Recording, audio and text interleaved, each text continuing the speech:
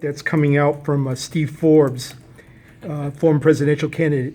In an interview that is going to be published, he says, one other example of that is Janet Yellen, the head of the Federal Reserve, that says we should have 2% inflation, which in her mind is seeing the prices rising 2% a year. If you take a typical American family making $50,000 a year, that means their costs would go up $1,000 a year, 2% of $50,000.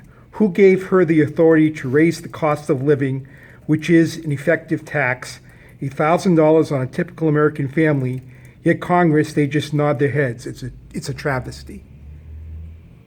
And the question is, I'm sorry, Well- I know what the question is.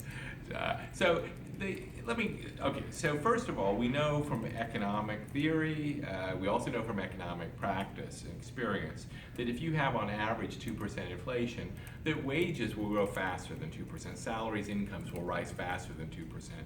So typically over history, incomes will grow about 3.5% dollar growth if you have 2% inflation, because real wages adjusted for inflation are actually rising over time. We've seen that over decades in the US and in other countries. It's driven by the increased productivity of the American workforce. So to my mind, this kind of calculation that's a loss of $1,000 doesn't make sense, because in an economy with 2% inflation, your salaries, your income should be also growing over time. It's not set at the $50,000 you set.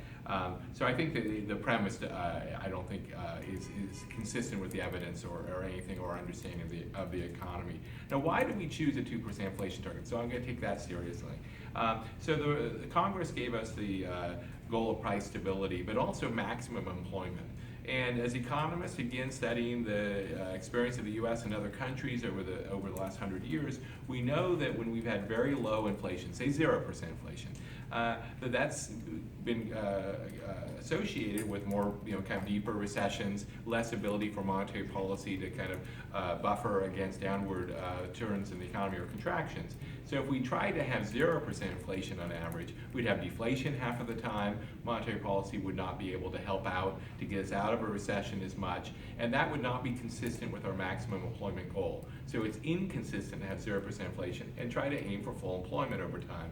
And so what we try to do here is balance the goal of maximum employment, meaning a strong, healthy labor market economy, with the goal of having low inflation. And the U.S., like many other countries, have viewed that the evidence basically argues a 2% inflation goal is very low, it's perfectly manageable, doesn't create distortions in the economy. At the same time, it gives us more room in the economy to avoid deflation and harder downturns. So those are my answers to why we do that. And it's, again, pretty common across countries to have a 2% inflation goal. If inflation sort of jumped in the short term somewhere down the road to the 3% range, would you see that a problem, or do you see a possibility where the Fed would just recognize that as sort of temporary movement? Well, I think it really depends on what the cause of the inflation rise is and the analysis around that. And after our January FOMC statement, we also put out a statement, amended statement about our long-run goals, and there we clarified for the first time